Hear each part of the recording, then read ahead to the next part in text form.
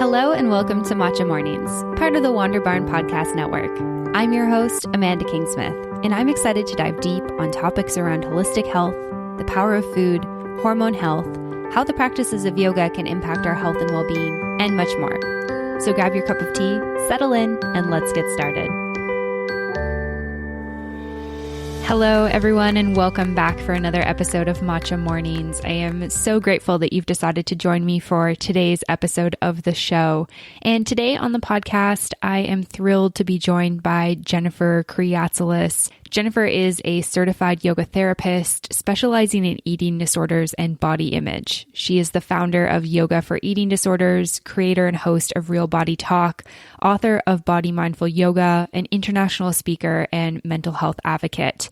She provides yoga therapy via online and in person and leads yoga therapy groups at Monte Nido Eating Disorder Center of Philadelphia. She also teaches workshops, retreats, and specialized yoga and eating disorder recovery trainings for professionals. And on this episode of the podcast, Jennifer and I dive into her health and wellness story, how she transformed her eating disorder into the business that she currently runs. We talk about how yoga can be powerful and helpful for individuals suffering from eating disorders and body image challenges, as well as we dive into first steps for healing. And this is a really powerful episode for myself because of my own journey with having an eating disorder and suffering from body image challenges. So I hope that you enjoy this episode of the podcast. I hope you find it educational and informative and hopefully empowering in some ways. If you are triggered by conversations around eating disorders or body image, please know that this is most of that conversation and we're pretty honest and open in this episode. All right, without further ado, here is Jennifer. Jennifer, welcome to the podcast today. I'm super excited to have you here with me. Thank you, Amanda. I'm very, very excited to be here with you. Amazing. And where are you joining me from today? I am outside of Philadelphia, Pennsylvania, in a town called Collegeville. So maybe some of your listeners have heard of King of Prussia. It's known for like a really super large mall. I'm about 20 minutes from there. Okay, awesome. Pennsylvania is actually one of the few states that I haven't been to. So I need to visit. I feel like there's so much cool stuff in Pennsylvania in general. Absolutely. Yeah. You got to come check out Philly. It's a pretty fun city. Yeah. Between Philly and Pittsburgh and then all the different like nature and mountain ranges and stuff, I feel like I would definitely love it there. Cool. Yeah. Good. Awesome. Well, I am really excited to dive into today's topic, but I want to start with a little bit around your health and wellness journey. Can you tell me a little bit about what that journey looks like for you? Absolutely. So the central to my story is one of eating disorder recovery. I've been on my healing journey for over 20 years. It started for me back in college. And since then, I have had long phases of solid recovery, followed by relapse and recovery again. I'm a mom of two little girls who are now 9 and 7. Wow, it's kind of crazy to say that. But before my youngest turned 1 and my oldest turned 3, I had a really bad relapse of the eating disorder and actually had to leave them to go into treatment. And as painful as that was, and scary and just really awful time, it turned out to be one of the biggest blessings of my life because it put me on my path to doing the work that I do in the world now. But even more than that, it really strengthened in me a vision of the kind of mother that I want to be and the kind of role model that I want to be to my girls and to the girls of their generation and the people that I now work with. So I feel really empowered by my journey. I feel empowered and strengthened by it. Yeah. Wow. Thank you for sharing that. And I think it's always really amazing to hear when somebody's gone through something that's really traumatic or been really difficult, like healing from an eating disorder. And it's been this like pivotal thing that's kind of taken their life in the direction that they're going now. And that feels really good. It's kind of interesting how in life we can have these really painful moments that kind of spur some of our greatest moments. It's a weird dynamic about being human, I think. Yeah, absolutely. It's kind of like, how are you going to look at what's in front of you? Right? Like, what are you going to do with it? How are you going to convert what's in front of you and turn it into something that means something greater than yourself. Mm-hmm. Mm-hmm. Yeah, for sure. And where did your yoga journey kind of weave in with your eating disorder and your healing from that? So I started practicing yoga after my first kind of experience going through an eating disorder in college. I was, I guess it was about 4 years after that, and I was in graduate school. And, for me, part of the eating disorder was over exercising. I had been an athlete all of my life, loved sports, loved everything about being a team member and playing hard. It was just a real natural part of my personality and character. But when the overexercise kind of came into play, a big and very extremely necessary part of my recovery was having to relearn or redefine my relationship with exercise and movement. So it was a very long time before I could even do anything physical, because every time I tried, it would just be a landmine of triggers associated with the eating disorder. So about 4 years into my initial recovery, this is back in, I guess, 2001 or so. This is when yoga is becoming very popular in the US. Everyone is doing it. And I think, okay, I'll try it too. I've never done yoga before. It has nothing to do with the eating disorder. It's not, it's not intense cardio. I'm not on any kind of workout machine. I'm not running. I'm not, doing all the typical things that usually were problematic. So I gave it a try. And it turned out initially in those first years of doing it being really instrumental in healing my relationship with my body. Being immersed in an environment where the messages are about compassion and kindness and, letting go of expectations and learning to listen to your body and acceptance and those types of themes that I kind of just really soaked up. It's like my soul needed to hear them, and so it was the combination of that kind of the more, some of the spiritual teachings and then just being with myself in this new non-competitive way that really opened up my healing. Mm-hmm. Yeah, I can really relate to that too. Yeah. Yeah. I think a lot of people can, right? Like that there's something, I think that's why so many of us are, do it, right? Because we find something that's been missing when we're present to ourselves. Yeah, absolutely. And I think it becomes like even more than just like the physical practice, or at least that was my experience is like, I was struggling with body image issues as well. And the gym was just this like breeding ground for self-hate and over-exercise as well and under-eating.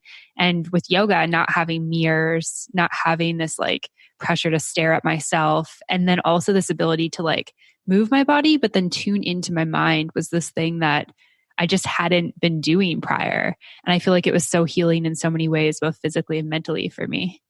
Oh, that's beautiful. And really, thank you for sharing that with me. That's really, really beautiful.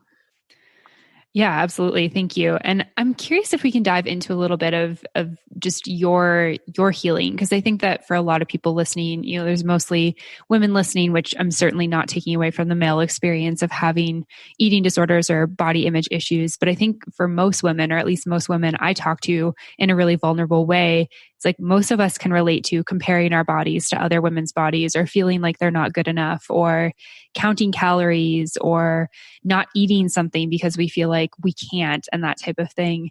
And so there's all these different kind of levels of challenges with body image and self-worth as well as eating disorders. And I'd be really curious to hear kind of like what your journey was in terms of how you were able to heal yourself.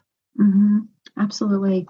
So initially in those first years that I was referencing, it was through the physical practice. For where I was in my life at that time, I think that's what I needed to kind of meet myself where I was, because I was really missing that athletic part of myself. But in those initial years, it was really about learning to notice sensation again. When you live in an eating disorder, you just become so numbed out. You lose your ability to sense your hunger and your fullness. You lose your ability to sense your intuition and your emotions. And this severe disconnect happens with one's body, and so for me on my mat, it was like, oh, I feel a stretch in the back of my leg. That's my hamstring. Oh, I haven't paid attention to my hamstring in, you know, years. Oh, okay. When I lift my arms up, I feel this like lifting in my back, or I feel this sensation in my neck, or, oh, wow, like when I fold forward, I need to bend my knees a little bit. And can I give myself permission to do that? Or, with balancing poses, learning how to breathe through a challenging moment versus grit my teeth, hold my breath, try so hard. It was those kinds of shifts, little by little by little, that started to add up and translate off the mat and into my recovery. Permission to listen to my body, permission to listen to my hunger, permission to not be perfect, permission to bend my knees, or to, set a boundary in my life, right? Like it all kind of translated off the mat initially, through the physical practice. And then later in my life, after the relapse, when I started studying yoga therapy, that's when I really learned about the philosophies and the power of breathing practices and meditation. And those aspects of yoga really snapped something into place for me. It's hard to put it into words, but it turned, I guess, the yoga into my lifestyle, if I guess you could say. Like those teachings became the locus from which I live, how I view the world and view my actions and reactions in the world, and help shape the way I try to make decisions or treat my body or treat others. So it's been a lot of evolving through the whole process. And I'm sure that's what I will continue to do, because yoga never ends, right? We're always learning. Mm-hmm. Mm-hmm. Yeah. I remember after I did my first 200-hour training, just being like so amazed by how deep the well of yoga is. Like it's kind of, you think you're going to learn all these things in your teacher training and become kind of like a master at this thing called yoga. And then you realize like how deep the well is and how you're only really skimming the surface. And for me, that was both frustrating because I wanted to know it all at once. Like I wanted to drink all the water of the well per se. And then also really amazing because I was like, I'm probably never going to get bored of this because there's so much to learn. Right. Absolutely. Yeah. The philosophies, I really have found so much healing in the philosophies. Mm-hmm. Absolutely. Me too. And I think that in terms of it being it's got this physical practice, which can make you feel good physically. But then I love that there's kind of these like principles of practice that you can take off your mat, like you were saying. And I think one thing that's really interesting about, I guess, the concept of, dealing with body image issues or eating disorders is that your body doesn't really become like a comfortable space for you. And it's interesting. The reason why I say it's interesting is because so much of it is around the body, right? Like it's around looking at the body, seeing what it looks like, feeling like it should look differently. So you would think that the experience is really in the body, but I feel like it's kind of strange because it's very actually disconnecting from your body. And yoga really forces you to be in your body and kind of recognize like, oh, this is my home. This is where I live. Am I comfortable here?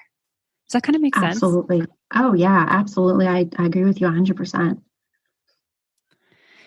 And so in terms of kind of melding what like your journey with eating disorders and then your journey with yoga and melding that into what you do, can you talk a little bit about like why you decided to create yoga for eating disorders?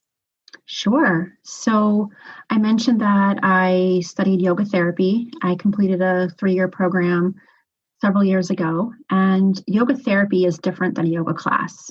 Yoga therapy is typically a one-on-one type setting. And unlike a class where you show up and you follow along through a series of poses, yoga therapy is a combination of discussion, some type of direct experience, whether that's yoga poses or breathing practice or, education on a philosophy. And then, specifically thinking about how those teachings apply to one's life. So in yoga therapy, people have an opportunity to work on the changes they want to make in their life through the lens of yoga. So it's calling on the practices, the tools, and the philosophies of yoga. And it's a really, I think, very powerful experience for a lot of people, because unlike traditional therapy, where it's purely discussion and talking and analyzing and thinking and just living completely in your head, this modality includes the body. And there's so much wisdom in our bodies. And so for eating disorders and healing from an eating disorder, I really believe we have to include the body in healing the mind, especially because with eating disorders, the body is so, it becomes the enemy. It's the thing that's being turned on and turned away from and disconnected from. So yoga therapy becomes this, very unique space where people get to explore being in their bodies with someone right there who really gets it and can support them in that experience and process what's coming up about that experience, who can pull in a yoga philosophy to help offer a different perspective or provide some, some new habit to start integrating into one's, recovery and healing. And the sessions, they're typically, an hour long, and we meet every week or every other week. And at the end of each session, we set a small goal of what the client's going to work on in between. Because as you know, Amanda, with yoga practices and things like that, it's the repetition of doing those things that literally change the brain and make the shifts in habit and perspective. So I absolutely love my work. I work with people all over the world. And I'm always so moved by how it doesn't matter if I'm in Philadelphia and my client's in Australia, right? Like there's a common language that is spoken when someone has gone through an eating disorder, and how the basics, like getting back to the basics of learning just how to take a breath, can be so monumentally life-changing. Yeah, absolutely. And so do you work with people mostly one-on-one, or do you do group stuff as well? Primarily one-on-one. I have done a lot of teaching in an eating disorder treatment center, and that's more of a group setting. I also mentor yoga teachers and mental health professionals and yoga therapists who want to learn about yoga and eating disorders. So that's more of a group work type setting. But primarily my clients, I work with one-on-one. Yeah, that definitely makes sense. I was thinking about, as you were talking, how, yoga as kind of like a principle of practice is so healing to the body and mind, like we've talked about. But I think in like modern day, there's also a lot of things that I feel like can be triggering to somebody who's struggling with an eating disorder, struggling with their body image, Yes. like just the idea of having to like look a certain way to go to class and wear a certain type of clothes, or, move your body in a certain way. And I think it's interesting because as a yoga teacher myself and working with like the business side of yoga and with yoga teachers, something I'm always kind of exploring is how we make our classes, our group classes specifically, more accessible to all types of people. And even the idea that like, even if you have like a very similar frame, for example, to somebody else, you really don't know what the experience is like to be in anyone else's body at any time. So it's like you can only really teach from your experience. And I guess I was just thinking about how some things in group classes, despite the healing of yoga, can still be triggering to somebody who is struggling, feeling at home in their own physical space. Absolutely. And I'm so grateful that you brought that topic up, that you're putting a light on that, because it really is true. I think that some of the more fitness focused classes, and I'm not judging those classes, they serve a purpose, like they play a role in our yoga culture. I get it. But I think from a recovery standpoint, I think that those classes can really keep the body image stuff alive and keep the perfection stuff alive, and that drive to compete with oneself and to strive. So I think those types of classes can really fuel the fire in some ways.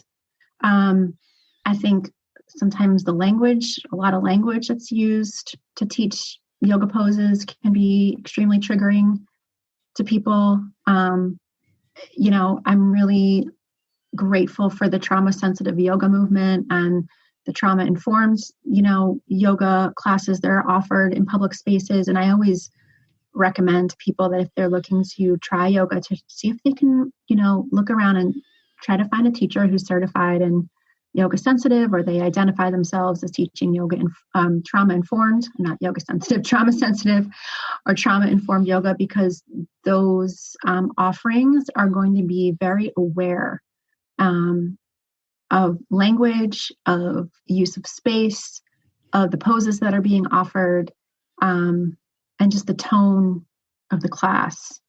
So that's always a good thing to look for, trauma-informed classes. Mm-hmm. Yeah, absolutely. We did a session on trauma-informed yoga in my 300-hour training, which I just did in 2019. And it was really powerful for me just because I had never done anything like that before. And things that I hadn't thought about were some of the things we highlighted, for example, things like, she was like, it might be best to stay at the front of the room if you don't know your student super well, or to just stay there, right, because having somebody come behind you can be really threatening if you've had trauma. And this could be trauma of any sort. Things like forcing people to close their eyes. Some people don't feel comfortable with their eyes closed, and that can immediately make them feel unsafe. And the verbiage you use of like, kind of this like forceful nature or encouraging nature, I guess I should say, because I don't think yoga teachers are trying to force people to do things, but encouraging nature of more challenging poses can actually be something that makes the practice not feel safe anymore. And these were such eye-opening, things for me to learn about. And I completely agree with you. I think that if you're going to teach specialized groups of people or this type of niche, it's so important to make sure you're trained in really understanding to the best of your ability what that experience is like for people, so that you can keep them feeling safe, really. Because I think that if people already don't feel safe in their physical bodies, yoga is not going to be healing unless the environment can be safe for them. Absolutely. I couldn't agree more.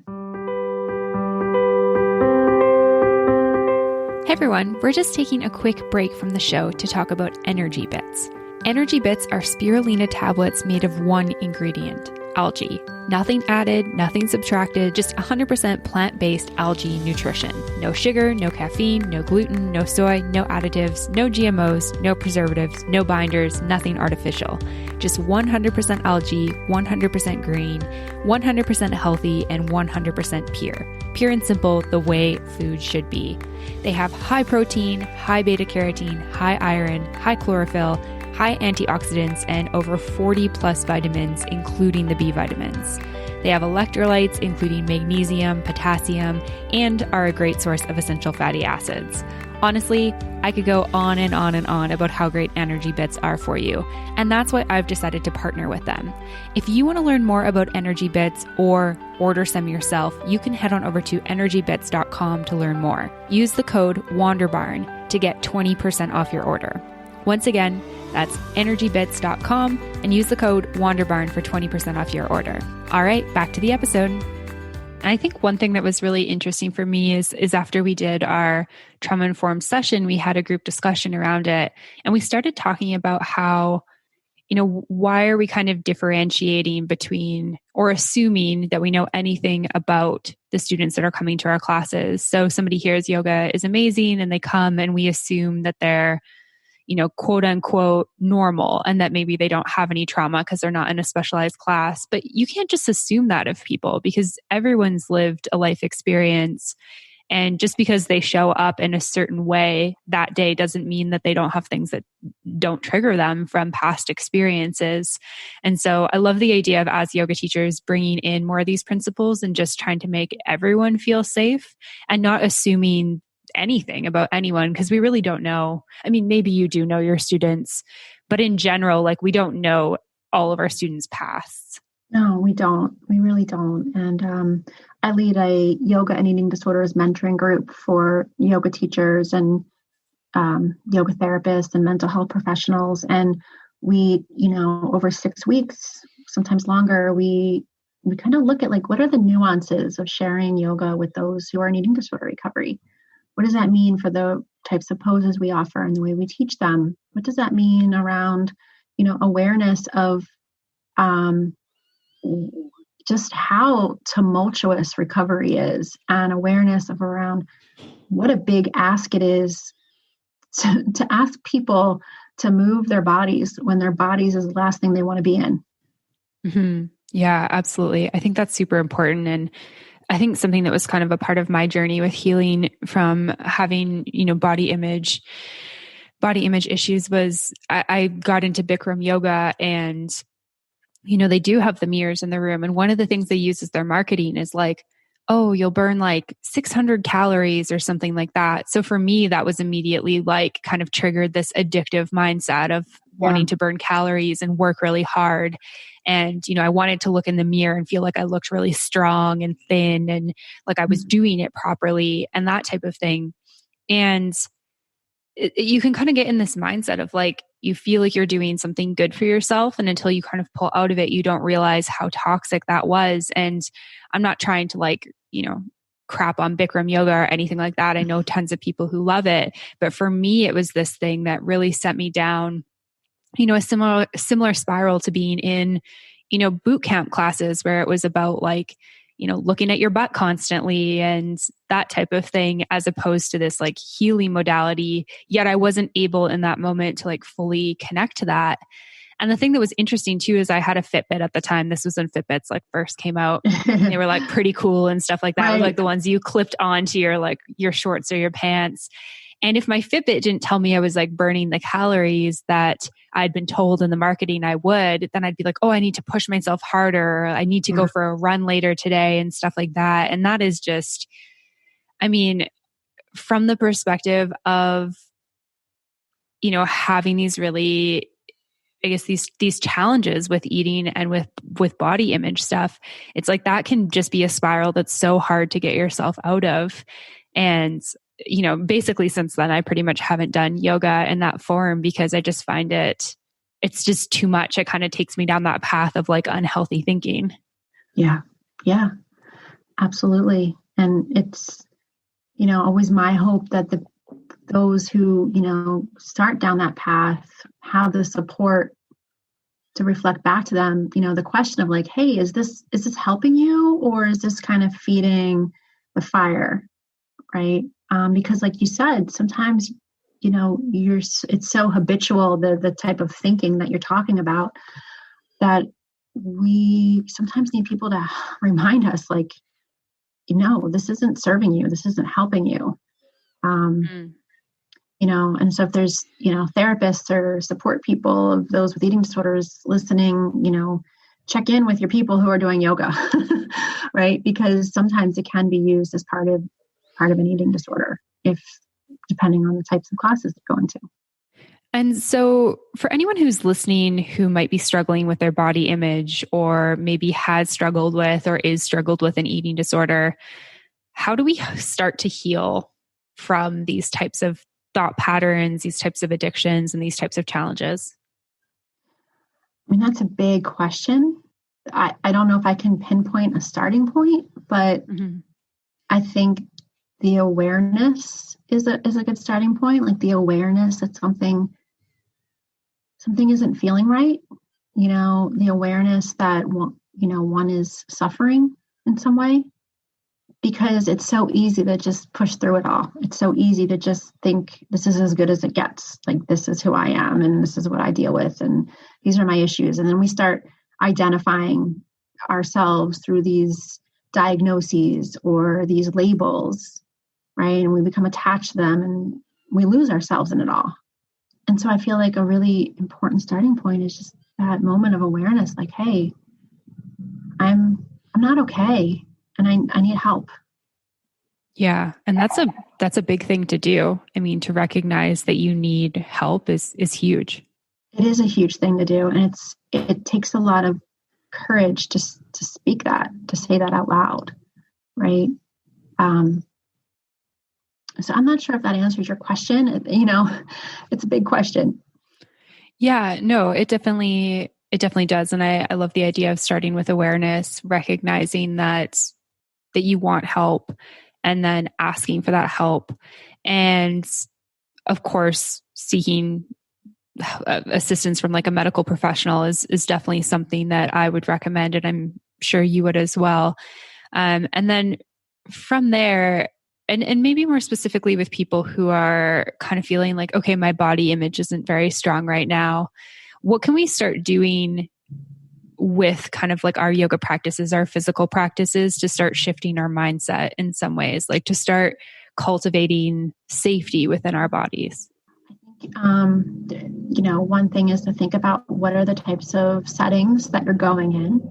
Do you feel comfortable in those settings? Like, are those settings supportive and empowering? Do you feel like you have space in those settings to be yourself? Or do you feel like you're trying to be someone else, right? Or keep up with someone else? And if those settings aren't kind of creating that safety space, then I would say an important step is to give yourself permission to find other settings, right? And then I think on the mat, our breath is the bridge between our mind and our body. So when we're not breathing, our bodies are tense and our thoughts are probably running into one another, or we're not even thinking straight. It's just like a frenzy. And so I guess on the mat, I'd say, can you give yourself permission, even if it's just for one pose, a class for a little while, to make the shift from focusing on performing a pose to just breathing in it, and can you little by little bring a little more ease into your breathing, because the nervous system is going to respond, and we're going to become less heightened, because when we're in all that body image spinning, we're very heightened. So we need to create the space we need to create safety and space within ourselves, and our breath is one way to do that. Now, I get that breathing can be really triggering for people. I'm not asking anyone to take huge breaths and, expand your stomach and all of that, but can you just give yourself permission to let go of holding your breath a little bit? And that's an important starting point, because it's only through breathing that we can actually feel safe in our bodies. If you think about when you're having body image, negative thinking, you're not breathing probably not. So that's one place to start. Mm-hmm. Yeah, I think part of my experience was like always holding my stomach in. Yep. And I would get like really bad indigestion and really bad stomach aches. And I never really understood why my stomach was so bad and why I always felt so crappy. And I mean, part of it was being a college student that didn't eat very well and drank a ton of alcohol. But I know a part of it was like sucking my stomach in for photos and to fit into tight jeans and, then not eating enough. And as soon as I was able to kind of like release that and just kind of let the belly go heavy, and be able to live more in that realm of, okay, let the belly be soft and take deeper breaths, my digestion became infinitely better. It's amazing. That's fantastic. It's something, it's something I never thought about, like nobody was ever like, hey, you should stop. Actually, probably in yoga, I think in my teacher training at one point, we were like, just put your hands on your belly and just let yourself get like a little kid belly. Like, how little kids walk around with those like big bellies, and we think it's the cutest thing, right? Like I can picture it in my head and it's so adorable. And then as adults, we have been told and have told ourselves that that's not cute anymore. I remember doing that in teacher training and just being like, this feels so awkward to just like push my belly out and just let it be soft. But being able to learn to do that in my day-to-day life was key for digestion, for sure. Absolutely. And that's a really powerful experience, clearly. We don't realize how we're walking around so tense all the time, whether it's holding in our stomachs or clenching our jaws or tense in our shoulders, and, all this tense energy that makes our bodies feel unsafe. We don't necessarily translate it that way in our conscious minds, but our nervous systems are saying you're unsafe. And it just feeds that frenzy of negative thinking. Mm-hmm. Yeah, for sure. I definitely have I hold a lot of the tension in my physical body that I'm feeling emotionally. So if I'm feeling like frustrated or triggered by something, just in all capacities, not just with like food or my body or something like that, I can see to my body. And my husband's actually super attuned to it. So if he sees me working like at my desk and I've got this kind of slouched in look and he can see it like in my jaw and stuff, he's like, what's going on? Like, it looks like you're just so frustrated and so tense right now.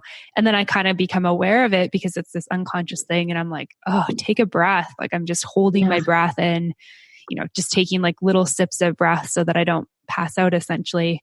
But it is interesting how something can trigger us mentally and physically. Our body reacts in that way, like you're talking about, like, it's not safe for me. So I'm going to just like, everything gets kind of tight. Absolutely. Absolutely. And as you're talking, I'm also thinking about in, yoga, when we talk about nutrition or nourishment, we're not only talking about the food that we eat or what we drink, but we're talking about everything that we bring into our senses, everything that we see, hear, our environments, the people around, what are we watching on TV? What are we looking at on social media? What kind of music are we listening to? What kind of people are we surrounding ourselves with? And so another starting point to go back to your question, I think, is also thinking about, like, what are you feeding your senses? Are you starting your day on social media comparing yourself? Are you watching TV that's really violent? Are you watching things at night that like amp you up? Are you listening to music that, reinforces some sense of negativity? Like, are the people around you bringing you down? Like, it's kind of like, can you just take a pause and evaluate, like, what are you bringing in through your senses? And those things that aren't supporting you in healing, can you find ways to limit them or get rid of them or put boundaries on them, right? It's like, this is the yoga practice off the mat now, right? Being aware of what you're taking in. Yeah, 100%. Yeah, this is such a powerful aspect, I think, of really fully healing and kind of coming to like this holistic health aspect. And this was really impactful for me in my life. I was working corporate, like 7, close to 8 years ago at this point. And I was, I guess like the lightest I'd ever been, like the skinniest I'd been since high school. And it was because I wasn't eating enough. I was eating like what a rabbit essentially would need to eat in terms of nourishment. But I thought I was doing myself good because I was skinny and I was eating salads every day with like no protein on them, no good fats. And I was going to the gym every day, even when I was tired, when I was menstruating, all these things. And I look back on that time and I see like how I was so focused on the food that I was eating and the calories behind it. And I was so focused on like the exercise I was doing. I wasn't focusing on or looking at like the bigger picture of my health. And I think when I really dove into kind of learning more about holistic health, I started looking at like the toxins in my environment, both like what I was putting in my body, what I was putting on my skin, what I was consuming, like what are the lyrics of the music that I listen to? What is the contents of the books I read? What are the people that I follow on social media talking about? What are the activities that I'm doing and what's my thought process around them? Like, what's my mentality when I sit down to eat a piece of cake? Like, am I immediately punishing myself for that? And starting to look at this like bigger picture of what does health actually look like? And I recognized in a big way that it's not about being skinny. Like, I'm way healthier now and I'm like 25 pounds heavier than I was then. Mm-hmm. Mm-hmm. Yeah. And, it's the difference between putting, labeling health as, external versus internal. Yeah, 100%. And I think too, like mental health is a big piece of this in terms of thinking about like our overarching holistic health. And for me, I know at that point in my life, my mental health was not great. I wasn't sleeping properly. I was watching a ton of TV, a ton of reality TV. My relationship with my now husband wasn't, at its best at that point. We weren't spending a lot of quality time together. We were mostly just coming home and sitting in front of the TV, kind of like zombies a little bit, which wasn't fulfilling a deep connection for either of us. And I wasn't meditating. I wasn't reading things that enriched me. And not to say that there's like a right or wrong with these things. I just recognize that for me to feel like my highest self, these are things that make me feel like deeply connected with myself and others around me. So being able to shift into that and recognize that was super powerful. Absolutely. And I think what you're getting at is that we're so much more than our bodies. Mm-hmm. We're so much more than our physical bodies, and we need these other pieces to be whole and to feel like our souls are nourished. And when we're not nourishing our souls, we tend to mistreat our bodies. Yeah, absolutely. 100%. I've heard stories, there's tons of people who write, self-development books and stuff like that. Glennon Doyle comes to mind because I've just been reading Untamed recently, talking about, she was addicted to drugs and alcohol, and she was in a really dark place. And when she came out of that, she recognized that it was a part of just hiding from herself and getting in touch with herself. She was able to nourish her soul in a deep way. And she was treating her physical body poorly because her soul wasn't nourished. And so it's this interesting concept of, we are really more than our bodies, but our bodies are the physical thing that you see. And if the inside isn't feeling good, it's hard to nourish the outside. That's right. And, it's our responsibility to take care of all of ourselves, the whole of us, right? The outer, the inner. It's challenging in this world that we live in, but I think yoga can be such a anchor in, helping us to care for ourselves in kind and compassionate ways. Yeah, I 100% agree. I think it's a great modality to start caring for yourself with, whether or not you're dealing with an eating disorder, challenges with body image, or any sort of other trauma, or just wanting to make a change in your life. Like if you're feeling like you're not living to your highest potential, I feel like yoga is a great place to start, because you can start diving into your breath, your body, and just see what's happening in your mind. I feel like it's a place, at least for me, my mat has become a place to be really curious and kind of inquire into my mental space. Yeah, absolutely. Absolutely. Amazing. This has been such an amazing conversation, Jennifer. I'm curious, is there anything else you want to share kind of around this topic of yoga and eating disorders and healing and that type of thing before we wrap up? I just want to support everybody who's, on their journey, and to just remind people to keep going, right? Because I know that it's hard. I know that it's grueling, and it takes a lot of time and energy and effort, and to just keep going, that it's worth it. It's worth it. So yeah, I think that's what I want to say. Amazing. I really love that. So thank you. And if people want to learn more about you, if they want to work with you or engage with your content, where can they go to find that? Absolutely. My website is yoga4, and that's the number 4, eatingdisorders.com. I also have a Facebook group called Yoga for Eating Disorders Community. And on that group, I post practices and meditations. Each month, we explore how to apply a philosophy to recovery. It's a really warm, supportive, empowering group. So everyone is welcome to be a part of that as well. Amazing. Thank you so much, Jennifer. I really appreciate your time and your wisdom and just being open to having this chat with me today. So yes, just thank you from the bottom of my heart. Oh my goodness, you're so welcome. I love talking with you and learning about you as well. So thank you, Amanda. Thanks so much for listening to this episode of Matcha Mornings.